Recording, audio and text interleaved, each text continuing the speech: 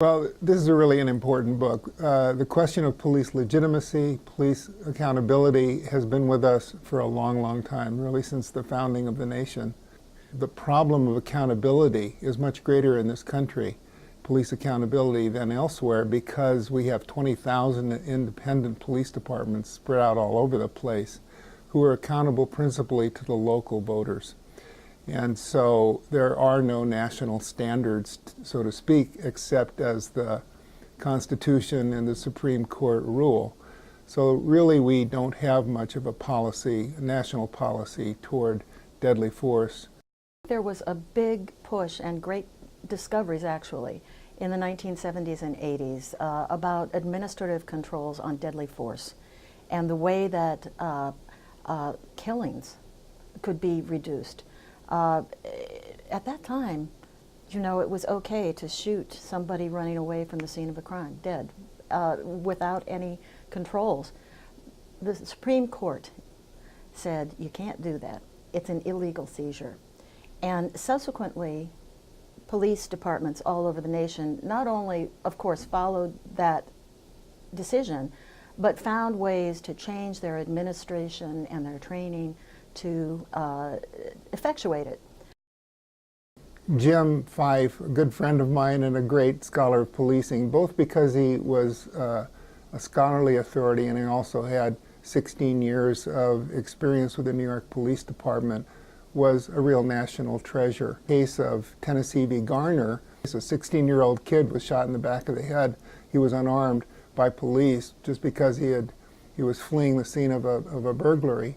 And the Supreme Court ruled, largely on the strength of evidence from Jim, that such policies are excessive. They violate constitutional protections. Jim's work was before the Supreme Court decision, and so there was a technology in place that he had thought about and recommended about ways to control that discretion to shoot. He became known as Dr. Deadly Force by his friends.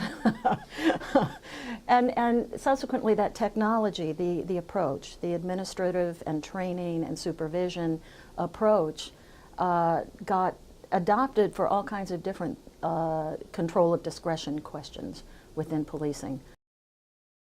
Dave Klinger's chapter on the need for training to manage force is very powerful. One that I think hopefully will be read by police executives, and can make a difference. I think based upon what we were able to find out in Dade County, law enforcement commanders and chiefs and training officers can take, not to the bank, but with a high degree of certainty, the notion that if we incorporate these three elements, we teach officers what we want them to do in the classroom. Then what we do is we reinforce it with presentations of cases that other officers have been through on the street, and then put them through the actual training with a scenario-based situation where they can apply what they've learned, demonstrate that they've learned it appropriately, then they can do a better job out on the street. And so I do think that chiefs and commanders and training officers, as I mentioned, can think about what we were able to demonstrate in Dade County as a real good platform for building better training for officers. The trend seems to be, with regards to the taser, that it would only be used when there was active resistance. And I say that seems to be the trend and probably where the standard will end up. Tasers are used for very minor issues where there's basically passive resistance. So we're a ways from having a standard, national or not, with regards to the use of the taser, and even to some degree OC spray. You know that the rules for deadly force are pretty well known, and the analysis of how deadly force is used is also fairly standard now. Non-deadly force is a whole different issue, and one of the advances that this book makes is really quite interesting. Is to try to take a look at whether non-deadly force can be standardized in the analysis of it, standardized in the same way the deadly force is. The book really makes a contribution in that regard. The police are unique in their authority to use non-negotiably coercive force, and they have a monopoly on that power. And so their ability to use it prudently, discreetly, and only when needed is absolutely essential to the legitimacy of policing.